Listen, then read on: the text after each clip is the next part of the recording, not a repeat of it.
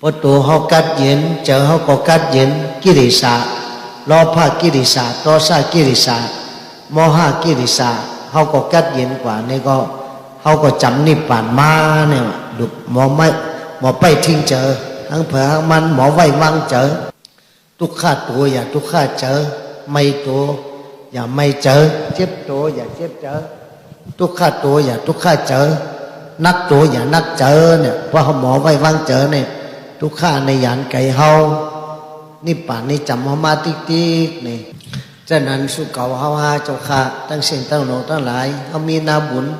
มีกุศลบารมีทุกน้อมจูเวียงคำเวียงแสงยันเสียตั้งแหนงทุกข้าลองเกิดลองเท่าลองเจ็บลองเป็นลองตายในโลกาหลงในพัตตกับในมีพลางาสูพลาหาสูเกิดมาสอดเวนิยาสัตวะทั้งเสียงพลากกุสันธาพลาเป็นเจ้ากัวนากรรมนาพลาเป็นเจ้ากสปะพลาเป็นเจ้ากวตมะหลักถักย้ำเดี๋ยวเป็นหลักถักพลาเป็นเจ้ากวตมะเดี๋ยวสัมภาระอริยเมตยาเจ้าติดปะปังปังมาตั้งนาแทงเนี่ยถึง10 ล้านปีตั้งนาเนี่ยมันจะติดปะปังปังมาอาศักการคนเฮาหลักทางหนึ่งในพระเป็นเจ้าหนึ่งสู่ก็อาศักคนเฮาก็เป็นกันเมื่อหลักถักพระเป็นเจ้ากักุสันธาเนี่ยอาศักการคนเฮายาว40,000 ปีถึงมาหลักถักพระเป็นเจ้าโกนากรรมนาเนี่ยอาศักคนเฮายอมมา30,000 ปีถึงมาหลักถักพระเป็นเจ้ากสปะเนี่ยอาศักการคนเฮายอมมา20,000 ปีถึงมาหลักถักพระเป็นเจ้ากวตมะเนี่ยกึ่งกลางยอมไว้หนาอาศักขึ้นปากปีก้อยย่ำดีปากย่ำเดียวปากปีย่อม1 ปีปากปีย่อม1 ปีอาศักการคนเฮาเนี่ย75 ปีก็ตาย76 ปีก็ตายยาวแทงอีกหนึ่งอาศักคนเฮาที่ย่อมลงก็10 ปีก็ตายเดี๋ยวก็จะเป็นกิริยุกสุกับอันตึกต่อกันตายแหมกันตายนำหนาสัตวะในโลกากัมพานี่เป็นมิกาสัญญีคาแหมกันตายอันเจ้าโกเพเนี่ยไปเมื่ออยู่ในถืนในยุ่มในถืนในทำในร้อย7 วัน7 คืนเย้าเนี่ยขึ้นออกมายากันมากอดข้อกันไทยขึ้นเฮ็ดกันดีกันแมดอาศักขึ้นยืนยาวมาแทงอาศักยืนยาวมาแทงปากปี2 ปากปี4 5 6 7 ปากปีถึงอาศักเหงปี2 เหง4 เหง5 เหงปีถึงมาอาศัก10,000 ปี20,000 30,000 4 5 6 70,000 ปีถึง100,000 ปีพอ100,000 ปีเลยๆยาวเนี่ยเป็นอสังขยาเมื่อเราอาศักคนเฮาเนี่ยยอมมา100,000 ปีเมื่อเราเนี่ยพระเป็นเจ้าอริยเมตยาเจ้าติดปะปังมาในเมืองเกตุมติราชธานีเมืองปาลาณสีนั่นติแดกไลได้ชื่อว่าเมืองเกตุมติราชธานีพระเป็นเจ้าอาศักได้30,000 ปีมันจะออกรอทักยังกำทุกข้าจริยาปังปานได้7 วันเป็นเจ้าพระดีงามยาวในก็ฮอตลาสัจจะในเวนิยาสัตวะทั้งสิ่งอาศักด้านอาศักต่อพระเป็นเจ้าอริยเมตเนติยืนยาว 80,000 ปีอาศักยืนยาว 80,000 ปีนี่ก็เตเข้าสู่ปรินิพพานกว่ายาวเอาปรินิพพานกว่านี่ก็ไว้ศาสนาที่วันนี้ขึ้นเหมือนจึงศาสนาพระเป็นเจ้ากตมะเฮาในยังมีศาสนาไหว้ปันเฮา5 ปีเมืองน่ะเจ้ามหากัสสปะมาเถต้องปั่นไว้5 ปีเมืองย่ำเดี๋ยวศาสนาจำติเสียงเย้าก็แทง2 เหง4 ปากเหลืออีกหนึ่งก็ติเสียงเย้าเพราะศาสนาเสียงเขาถือหืออ้อมจังใจอยากจะปึงสังเย้าในโลกากัมพาในที่รับสิ่งเปลี่ยนหมดพุทโธก็มละยินธัมโมก็มละยินสังโฆก็มละยินตาหน้าก็มูจักศีลาก็มูจักภาวนาก็มูจักนิพพานนี่เขียนไว้ไกลๆแล้วก็ในแต่เขาที่ห้ามเป็นหลายฉะนั้นเขายามดีมีมังกรายามเดี๋ยวเมื่อเขายังไปรู้เสียไว้ไปตายเสียจือเขายังมีเขามียามอยู่ในหิมเอาเขายามอันมีกามมีขันในคัดเจอสายเฮียนลันกันตันเจ้าแทบตัดหัดหานเหตุการณ์ตาหน้าเหตุการณ์ศีลาเหตุการณ์ภาวนามีนำก็ดูนำมีเกก็ดูเกเพราะไว้เจตนาดีๆนี่เขาดูอิดก็เลยกุศลนำป้อมไว้เจตนาดีมีเครื่องดูโคตันสูงประดันรอยสมเบิ้งเอากุศลมันได้ตันเม็ดงาก็แล้วในซ้ำดูแก้งกำศีลกำธรรมศีล5 ศีล 8 ศีลสิบศีลไผ่ศีลมันยังกำศีลธรรมตราไปปาศีลธรรมเงื่องเวอวสักเปินตายอย่าลักโคของหลายเปินอย่าปองกดนอนค้างอย่าแป้นแหลนหมากอย่าแป้นแหลนหมากอย่าด่าอย่าท่าเปินอย่าพิษอย่าเสาทรงปงจ้าเปินกำหมีอย่าเมเสกำอย่าเมเอากำดีเขาหูเพิ่มจ้ากำจ้าเขาเพิ่มดีซ้ำเหตุการซื้อการโยอย่าไปเหตุการกดการเลี้ยวไม่กดเอาเฮ็ดแอกเล็กกดเอาเฮ็ดเคี้ยวคนกดเมียวเดี๋ยวจะกันได้ให้ลองย่อซ้ำอย่าไปกินเหล้าเมายากินเหล้ากินยากินเครื่องเมากำทั้งเสียงนั่นเป็นสิริเป็นยาเป็นผู้จะได้ก็ดีกินนำมันจะเป็นยอกะปันตั้งทุกข้าเฮาดูดยินกินเขากินน้ำเมนดูดีอาสัตดีๆงามๆมองอยู่มองกินมีศีลมีธรรมตามจังหวัดนิพพานพ่อมีศีลมีพ่อมีศีลมีธรรมตลาเนี่ยในยาตั้งทุกข้าติติยาวพ่อมีสติญาณแกมโตในโกลองทุกข้าพ่อมีสติญาณตลาเนี่ยในยาตั้งกัดเย็นในหลอดพ้นเสพเขียนฉะนั้นเขาดูมีสติตลานั่งก็มีสตินอนก็มีสติไปก็มีสติกินก็มีสติตลาเหมือนเจ้าพระเหมือนเจ้าห่อไว้ในมหาสติปัฏฐานสี่ปานนั่นกายานุปัสสนาสติปัฏฐานเวทนานุปัสสนาสติปัฏฐานจิตตานุปัสสนาสติปัฏฐานธรรมานุปัสสนาสติปัฏฐานพอมีสติตลานี่แต่เจอเขาก็กัดเย็นมีลองตั้งหรือตั้งใหม่มีลองทุกข้าการเจอสังแลสังดูไว้เจอกัดเย็นดูมีเจอเมตตากรุณามุติตาอุเบกขาเนื้อกันคำน้ำกัดเย็นสีมอดูมีไว้กูก็กูก้นกูหอกกูเฮินโผเมกันก็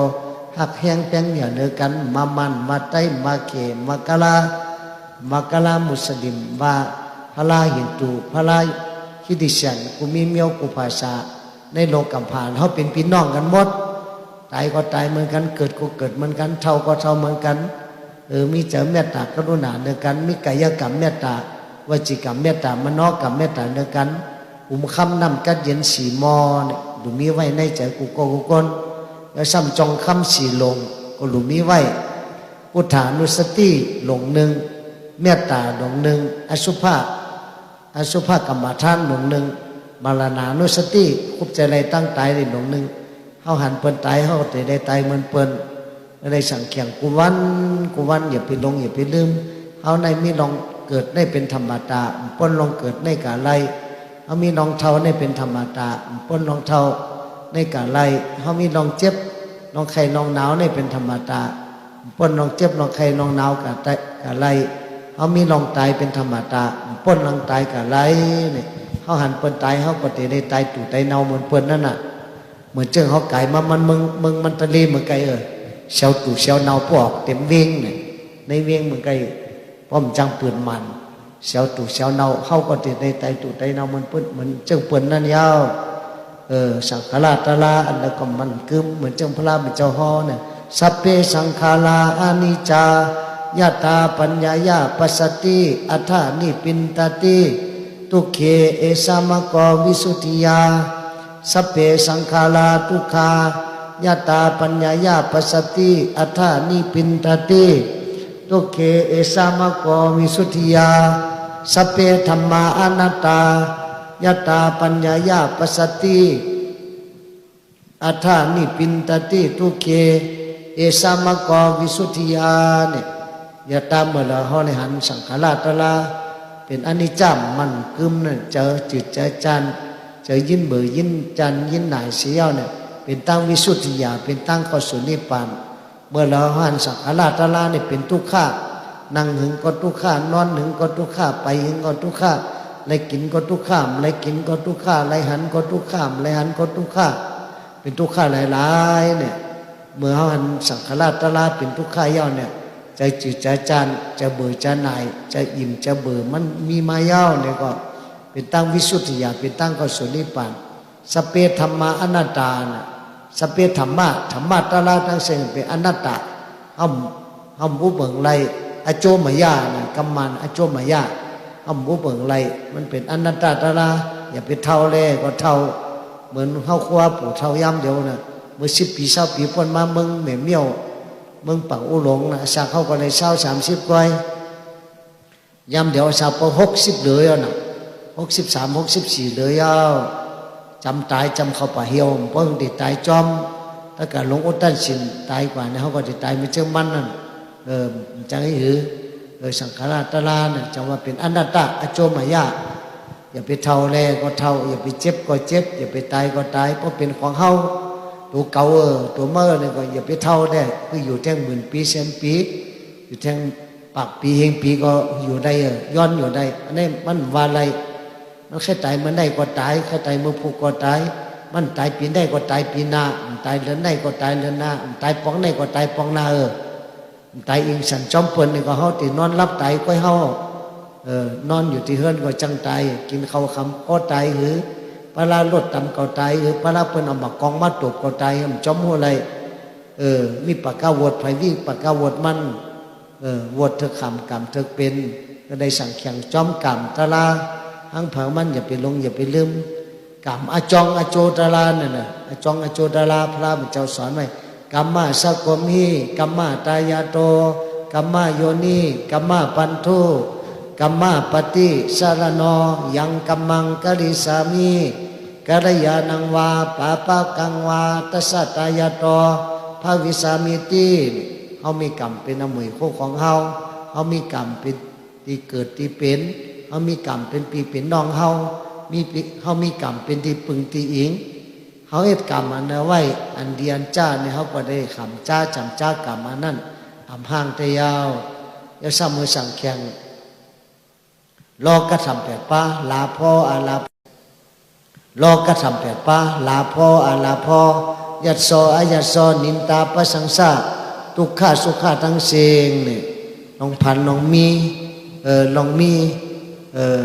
อารมณ์อลังนำลองอยู่เลยอยู่ห้างไกวทุกข้าขันเจ้าก็เหลียวลองเสียแน่กิเลสเสียซ้อมลองขี้ยอท่อปนาลองทุกข้าสุขาซ้ำสาลองทุกข้าเนี่ยมีเหมือนกันทั้งเสียงเขาอ่านกันสั่งเขียงกุวันอย่าไปมีตั้งประมาทลืมห่างลืมโตเสียแลคัดเจอเสือแห้งหิมเอาเข้ายำอันมีการมีขันเหตุการณ์ตั้งดีเหตุการณ์กุศลติ๊กอย่าไปลงอย่าไปลืมอยู่ประมาทลืมห่างลืมโตอ่อนกันคัดเจอสายแห้งให้การตาหน้าให้การศีลาให้การภาวนาจีเพียนพุทธานุสติธรรมานุสติสังฆานุสติศีลานุสติจักขานุสติเทวตานุสติมรณานุสติควบใจได้ตั้งใจอนาปานานุสติตัวลมเข้าลมออกพระเป็นเจ้าก็ตัวลมก็หลงจงเขามีลมเพราะมีลมช่วยใจเข้าช่วยจ่อเข้าก็ตายช่วยใจเข้าช่วยจ่อก็ตาย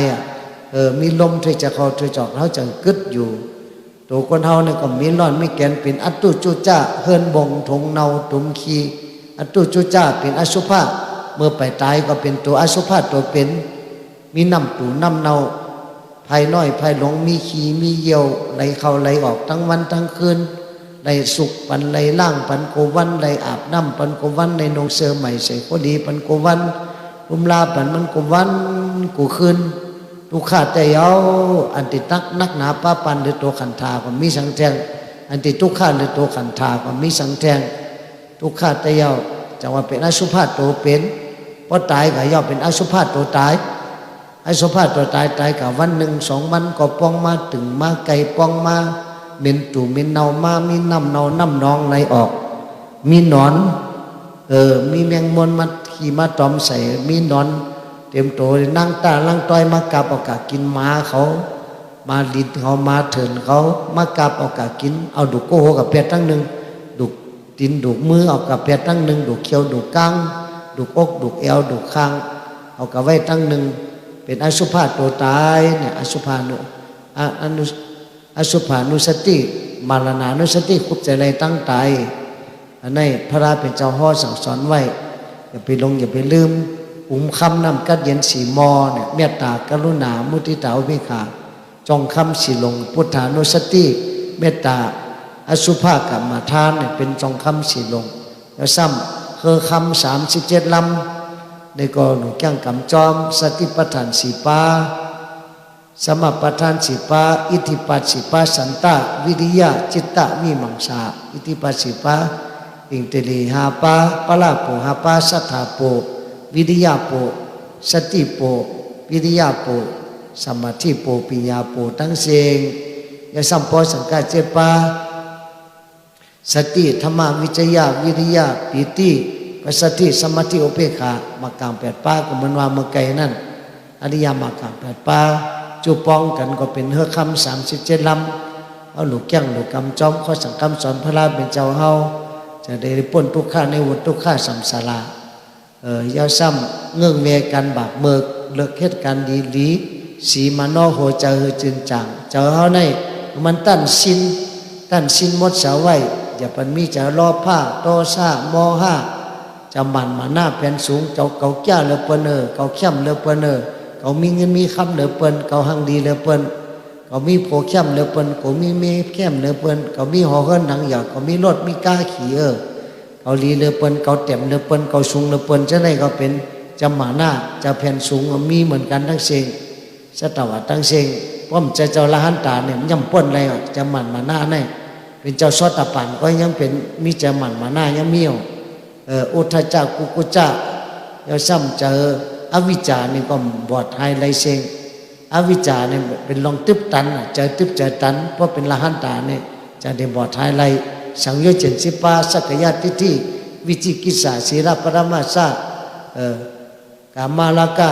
ปฏิฆะรูปาลากะอรูปาลากะอุทจักกุกุจักวิจิกิจสาอุทจักกุกุจักวิจิกิจสาอวิจามานะอวิจาทั้งเซงสังยุจ70 เนี่ยป้อมใจเจ้าละหันตาเนี่ยจุนไรเป็นเจ้าซอตะปานเนี่ยก็จะได้จุนไรสักยะทิฏฐิวิจิกิจสาศีลปรมาสะ3 ปึง 3 ป้าเนี่ยก็ฉะนั้นตึกที่ชุดมันให้ได้ถึงเป็นเจ้าซอตะปานกูก้นให้ได้หมากตาตะลา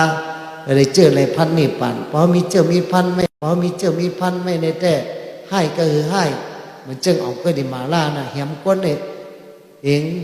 แหมก้นเนี่ยเกาปากไปเกาซิบเกาก็ยังในจอดได้เป็นเจ้าละหันตานันต่อพันนันตานากาให้ก็คือให้นี่ก็ยังในจอดตะลาเพราะว่ามีเจอมีพันไว้ก็มีเจอมีพันไว้ก็เหมือนวานนั่นอาลาวากะผีรูปผีพายกินก้นวันไหน1 ก้อนนี่ก็พระเป็นเจ้ากับฮอตะลากับจอดฮอตะลามันก็ยังจอดตะลาเลยเป็นเจ้าชอตะปันได้ถึงละหันตาง่ายๆเพราะว่ามีเจอมีพันไว้ป้อมมีเจอมีพันไว้ก็เหมือนเจ้าเทวทัตนั่นเป็นเจ้าเป็นปีน้องพระเป็นเจ้าแท้ๆเป็นปีไอ้นางยะโสธรานางยะโสธราเนี่ยซ้ำเป็นเจ้าละหันตายิ่งเจ้าละหุลาเป็นลูกใจฮะก็เป็นเจ้าละหันตาเจ้าเทวทัตซ้ำกับตกอวิจิงอะไรด้วยเนาะปอเทวทัตนี่ก็ตกอวิจิงอะไรนะคุณคำสุภาพุทธานั่นเจ้านั้นเนี่ยตั้งป่ามันเหมือนกันพระเฮ็ดตั้งดีก็เลยตั้งดีพระเฮ็ดตั้งให้ก็เลยตั้งให้พระเฮ็ดตั้งดีก็เลยตั้งดีเฮ็ดตั้งจ้าก็เลยตั้งจ้าจังว่าอันดีอันจ้ามีติเจออันมดอันเสริมมีติหูมีติสติมีติปัญญาอำเฮิงไผ่ไส้อำป้ายไผ่ขวาอำงาไผ่หน้าปล่อยพาตั้งหลังมกพังปัจจุบันเอาสติอ่านจอมปัจจุบันยามพองแต่งใจต้องเมนมือหลีจ้ามตั้นปอสติหล่อเอาไว้สั่งแข่งทอกวันไหนตั้งขีเนียงเจอจังรอดอุปิขาตลาเนี่ยอุปิขาตลาไปตั้งนิพพานอุปิขาเนี่ยอุปิขาตลาปอเป็นมาสนาในเป็นเจ้าพันนิพพานเอวกันกำเดียวฉะนั้นเลยลาเตห่อเลยยอดเจษนาเป็นอวตารกถาต้องตักหักกันหุ่มจมปัดตอนอ่อนกันได้หนึ่งในก็เข่งตองหุ่มจมปิติเนี่ยสักเก็บถ่อมจอมไม่ได้ออกได้เจอกูกูคนกูยิงกูใจกูคิงกูนายเจมปาเจมหมอนนอนกูหลง3 ปัน 7 แสนพี่น้องไตพี่น้องมันพี่น้องเขตพี่น้องกะลาพี่น้องเยซูพี่น้องมุสลิมพี่น้องคริสเตียนพี่น้องฮินดูกูมีเมียวกูภาษาเอาก็มีจะเมตตากรุณาเหมือนกันทั้งเสียงให้สู่เขาว่าหักกันแป้งกันหักหนังเสียงแป้งหนังใครยุดกันถูกหมอปอกรรมกันอย่าไปพิษอย่าไปมอกันยามเดี๋ยวมึงปีตองจูเฮาเมืองเหม็นหมาเฮาเนี่ยก็เจ็บแพ้กันหนาลายหมูลายจุ้มสังขาวก็ยังเจ็บแพ้กันนกเกิ้งอันไหนวะเกิ้งอันนั้นเฮาหมูเกิ้งสังเฮาเกิ้งจูกันก็อ่ะเกิ้งจูเจ้าพระก็อ่ะ เกิ้งสวยกินว่าเกิ้งมวยกินว่าเกิ้งมหายานาว่าเทระว่าต้าว่าอันในอันนานห้อมหลูเกิ้งออกว่าห้อมหลูเกิ้งออกกันห้อมหลูเกิ้งจู้กันหลูเข้าหาจู้กันหลูมาหากันก็อ่ะเมื่อเจ้ากว่าปองจุ่มนำเมื่อไก่ในเมื่อจ้องมุสลิมก็ผักนั่นเมื่อหลูแต่ปากเสียนนั่นแหละจ้องพระมุสลิมก็ต้านปากเสียน60 เสียนก็ต้านจ้องพระคริสเตียนพระเยซูก็ต้านกับดูแล้วกับต้านกับ60 เสียนเมื่อไงต้านบัวละจอยเป็นบัวละเมตตาเพียงโน่เอาเป็นพุทธภาษาเขาหมู่เกิ้งกับตั้งในตั้งนานเขาหลุดเกิ้งจู้กันหนูมีจะเมตตากรุณาเพราะเหมือนเขาแต่มันมีพอพิษกันในโลกกัมพาพระตู่เฮิรนก็หนูเฮ็ดไว้อ่ะคนให้คนจนก็มีอ่ะเป็นคนหลีมอนบัวละในโลกกัมพาในฮักกันเพียงกันในโลกกัมพาย่ำเดี๋ยวในเจ็บเพกันเพตะกะเพก็ปอเป็นมากกูไผ่กูตั้งดีกูดีเฮไหวตั้งไส้ก็ดีกูซื้อไหวตั้งเหนือก็ดีกูจ้างอะไรนั่นดีกูแต่หนูคัดเจอสายแห้งเหตุการณ์ตั้งดีกูสู่ห้องเผามันเฮาเจ้าปองจงก็ฮักหนังเสียงเปียงหนังไก่อินดูพี่น้องปังอูพี่น้องปังอูหลงพี่น้องเหนียวเมียวเฮามันเชื่อเป็นตรงเป็นไตเป็นเขเป็นมันเป็นกะลาก็ราคากะลากูมีเมียวกูภาษาทั้งเสียงมาอยู่เนื้อห้อยเนื้อร้อยมาให้ไทยเฮ็ดสนอยู่ที่ไหนมาเฮ็ดสนกับผีสนเนงมาเฮ็ดสนหมอกสนวันมาไข่อยู่เมืองอันนี้มันกัดมันเย็นมันถึงเมืองกับปันอังกฤษมาน่ะกับปันอังกฤษมากินเมืองเป็นมาอยู่เมืองแม่เมี่ยวมาอยู่เมืองปังอุหลงเนี่ยมันกัดเย็นดีเมืองมันตะเลเนี่ยน้ำเหลือทำไมเป็นเพราะอยู่น้ำเขาก็เจอกับเมืองในก็กัดเย็นดีใครมาอยู่จอมสูงหึงเนี่ยมันเขาย้ำมันมีวันนาพอมีเขาย้ำมาก็มาอยู่หลายมื้อหลายวันจากนั้นย้อนเมตตากันได้หนึ่งก็ได้หุ่มจมปิติเนียดสักเก็บถ่อมจมไม่โยกได้เจอเผลอมันอย่าไปลงอย่าไปลืมศีลธรรมตะลาตีปึงตีใจอย่าเสอก้อยอึ้งตึมพอลืมศีลธรรมตะลาแค่นหนาปัดเอาเก่าตกกางาลายหลีก็หลีในโลกาแก่ก็แก่ในโลกีมีสังมันสังมีปึงสังลายังเต้าเลยเกิดเป็นลูกปลองเกิดเป็นลูกไตลูกเขลูกมานดีจันดีเบือตาผือเฮาหาตังกัดเย็นนี่ปั่นตะนอดีโกเมืองกลางดีจางเมืองกลอันมนเสือล้นอ่ำหันมีที่เฮงเลอดอมตัวตั้งเลอก็เป็นเพก้อยกำเลยเขาปล่อยหมาสาหามก็แน่กว่าแปดป่าเหี่ยวสังเคียงพะยอหามก็นาเอากับแปดป่าเหี่ยวสังเคียงหามปึ่งปนานเปิ้นซ้ำติมาหามหาเขาแปดกลางป่าเหี่ยวสังเคียงแทงเตียวนอโอนอป่าเหี่ยวสังเคียงในอำลีโกเป็นที่นอนหมอนโหเจ้าเก่าโอนอป่าเหี่ยวสังเคียงในอำลีโกเป็นที่นอนหมอนโหเจ้าเก่าโอนอป่าเหี่ยวสังเคียงในอำลีโกเป็นที่นอนหมอนโหเจ้าเก่ามาอย่าไปรอผ้าเฮ็ดเทินหลังอย่าแผ่วผ้าหมอเงินคำก็ไปเอาเข้าป่าเหี่ยวอย่าไปรอผ้าเฮ็ดเทินหลังอย่าแผ่วผ้าหมอเงินคำก็ไปเอาเข้าป่าเหี่ยวรอผ้ารอพอกาหือกาอ่ำพอเจอรอพอหมับเมิกปิตาเคิกจังเป็นมาต่อซาต่อซอเจอต่อซาหมับเมิกงานไรเคิกจังเป็นมามอห้ามอหอจะมอห้าหมับเมิกสัตว์ในสารเคิกจังเป็นมาเตนอตาเฮาในเหมือนงูหูเฮาในเหมือนเงือกคู่หลังเฮาในเหมือนนกซบลิ้นเฮาในเหมือนมาวานตัวเฮาซ้ำเหมือนมาเถินใจเฮาซ้ำเหมือนลิงเอาสติมัดทิ้งจังหอดนิพพานจักคุหมักตาลำไข่ต้วยจำมันหังเล่าหูเสซอตาไข่ถ่อมสาเสียงหวานปานาหูหนังงอยไข่นมต้วยหอมโอนเจียวหาดิ้นใจพานไข่กินเจ้มกินหวานหนังเปินกายาเนื้อตัวเฮาไข่ที่อันอ่อนโอนมานอจะเฮา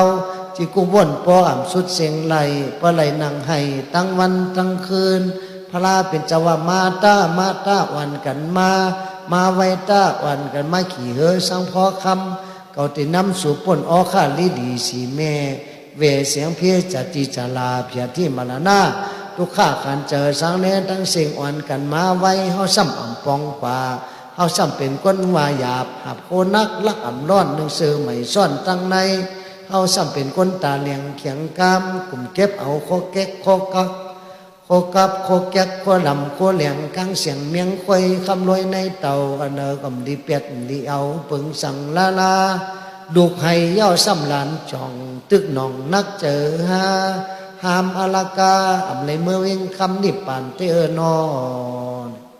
ตัวหลังกาวในโจดีทอมเนาะหามอลากาในเมื่อเวียงคำนิปานพระราชเป็นเจ้าสีสูพวกเขาเข้าสู่นิปานเป็นพ่อออกกัดเอาเย็นยาวเป็นกว่าเมืองปอเย็นก้อยกึดเอ็นไปตมเนี่ยเป็นห้าก็เหลียวยอหรือครูว่าบุญจุ่มก็เหลียวมานั่งทุกสุพอตะละเสือลาดกำปั๊บที่ในเป็นสู่เก่าห้ากำเหลียวยอซบเดิมอยู่จำกัดแม่เมี่ยวซบเดิมอยู่จำกัดเมืองปังอุหลงในก้อยเมืองนิปปันเนี่ยไกลเจอละนิปปันนาชาปิจยอฮอตุเนี่ยมันก็มอว่าใจก็มอว่าป้อมแก้งกำจอมสินทำดาราเนี่ยแต่ที่หือมันติหอดไหลเวียงนิปปันเนี่ยแต่ไกลเจอดูคัดเจอเสียแห้งดูแก้งดูกำหังเผามันเหตุการดีการเมียดเลยหอดเวียงคำหานิปันเช่นนั้นให้ได้อยู่ดีกินวันก็เห็นซ้ำซากอนายกกาเพกังอย่างกังตั้งเจ็บอย่าเลยตั้งใครอย่ามีสุดต้องอะไรตั้งอ่ำดีเชนเปิงเมื่อกว่าตั้งดีเชนเปิงแมงกะลามีมาบรรเทาเจ้าค่ะเกิดมาเป็นก้นอะไรเป็นก้นดีเกิดมาเป็นพีอะไรเป็นพีทอดพีเมียด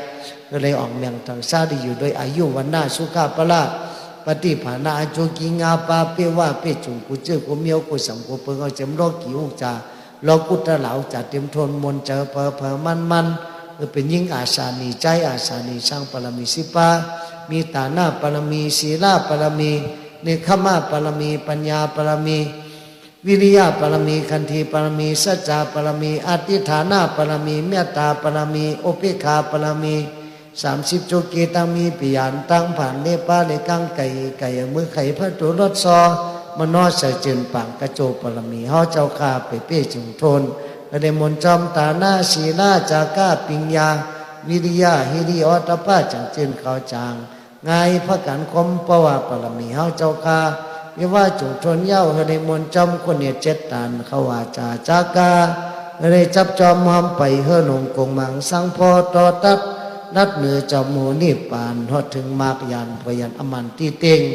เวียงเสียงเวียงคำสนหมากคาคำติกัดติเย็นหังเผอมันกูก็กูกนกูขุนกูนางสร้างลังจินสายาเหมือนกำสุต้องปัฒนาสิมจะลังตั้งสูตั้งเฮาอย่าไปเลยกังเลยเมาสกำเลยตานอนิปันนัสสาเพียใจย่อหอตุสาธุสาธุสาธุก็ในวัดตราจำเฮาคาสาตกามีกุศลนำนาไล่เกิดมาทบมายาพุทธศาสนากอตมะคัมภลาเป็นเจ้าที่เอาคำสั่งคำสอนไว้ในอกในใจเผอมันอ่อนกันกังเวกันบาปเมือเลิกเหตุการณ์ดีสีมโนโหเจอเฮยจืนจางจังเตหจางจังเตหอดนิปานอำห่างเตยาวเฮ็ดลอยจังไรใครหนาวลอยจังตายเฮ็ดลอยจังไรใครหาลอยจังยาการลอยจังหอดนิปันยอดนำป้อไก่ป้อเจ้าเฮาหยุ่มยำศรัทธานิปันนำป้อไก่ป้อขจวิริยะนิปันนำป้อไก่ป้อเจ้าเฮามีสตินิปันนำป้อไก่ป้อเจ้านิมสมาธินิปันนำป้อไก่ป้อเจ้าเฮามีปิญญาคนเงินในเอาโคนักคนรักเอาโคเมานักเคยได้เอาเมาอะไรแปดเสียงเจ็ดคำเจ็ดมีกามีขันกาขันกลมีติเหตุการณ์หลีกาขันผีมีติจารีเมตตากาขันพุทธศาสนามีติเฮาเจ้าคาหอมร่ำพร้อมเพ่งกันแห่งคนมีติกินข้าวแห่งบนเจ้ามีติตะกาแห่งศาสนาเฮิงมีที่เฮาเจ้าคาหอมล้อมพร้อมเป็นกันตาเขาในเหมือนงูหูเขาในเหมือนเงือก คู่หลังในเหมือนนกซบลิ้นเขาในเหมือนหมาวานโตเขาเหมือนหมาเถินใจเขาสับเหมือนลิงเอาสติมัดทิ้งจังหวัดนิพพานสองขวัญตาเฮาหามีเงาหอมเป่าโดยดิงลายตลาดธรรมะสองขวัญหูเฮาหามีเงาหอมเป่าถ่อมตลาดธรรมะสองคู่หลังเฮาหามีเงาหอมเป่าโดยลมอานาปานาหูเหลียวโซเภาหามีเงาหอมเป่าหลัดตลาดธรรมะสองขวัญมือเฮาหามีเงาหอมเป่าแต้มตลาดธรรมะสองขวัญมือเฮาหามีเงาหอมเป่าการดูดต้านจากก้าสองขวัญตีนเฮาหามีเงาหอมเป่าไปการพุทธศาสนามาโคเจ้าเฮาหามีเงาหอมเป่ายังกรรมวิปัสสนาขึ้นลอยขึ้นลอยลอยอย่าเฮ็ดพระเฮ็ดแดดสอนหลีกสอนธรรมสอนจางจางอะไรปิ่งใหญ่ยันในโตหูนั้นไว้ปานากัดกาไว้ปาหลังแก่งกำสินธรรมตลาแก่งกำเต้เต้เฮ็ดจอดแจ้ห้ามหอดนิพพานขึ้นลอยขึ้นลอยลอยขึ้นลอยขึ้นสาสาเน็ดหนาเฮแห้งสวาปอติจำกรรมกุงงาปาเฮสั่งเขียงทอกจะนำต่อซาออกอย่าหิพอกสุดไว้สั่งเขียงทอกวันเนอตั้งขีเนียงเจอจังรอดอันดีอันจ้ามีตีเจออันบดเสริมมีตีหูมีตีสติมีตีปิ่งยาอำเพิงไผ่ซ้ายอำป้ายไผ่ขวาอำงาไผ่หน้าปล่อยพาตั้งหลังมุกผังปัจจุบันเอาสติอ่านจอมปัจจุบันย้ำพองแต่งใจต้องแมนมือหลีจ้ามตันปอสติโหลเอาไว้สั่งเขียงทอกวันเนอตั้งขีเนียงเจอจังรอดอุเปขาตลาปอเป็นมาสุดาในเป็นเจ้าพันนิพพานเอวกันกำเหลียวไม่หอกไม่สร้างยังต่างปองปีน้องยังต่างเจอปึงปีเจ็บต้องปึงน้องเจ็บเจอปึงอิงก็แล้วก็ไล่ลูกบีให้กับจุพลาก็เย้าเมื่อไปเท่าในดีเฮ็ดไว้การตั้งดีในนำน้ำเมื่อไปเจ็บในดีเฮ็ดไว้การตั้งดีในนำน้ำเมื่อไปขำทุกข้าในเมื่อไปนอนกินน้ำยาในดีเฮ็ดไว้การตั้งดีในนำน้ำเมื่อไปตายในดีเฮ็ดไว้การตั้งดีในนำน้ำเมื่อตั้งเท่าไปฮอดถึงมาเฮาหาหรือเหตุการณ์ดีเมื่อตั้งเจ็บไปฮอดถึงมาเฮาหาหรือเหตุการณ์ดีเมื่อตั้งตายไปฮอดถึงมาเฮาหาหรือเหตุการณ์ดีวันเขาย้ำเสียงสุดกว่าจำมานามาหน้าคุณตา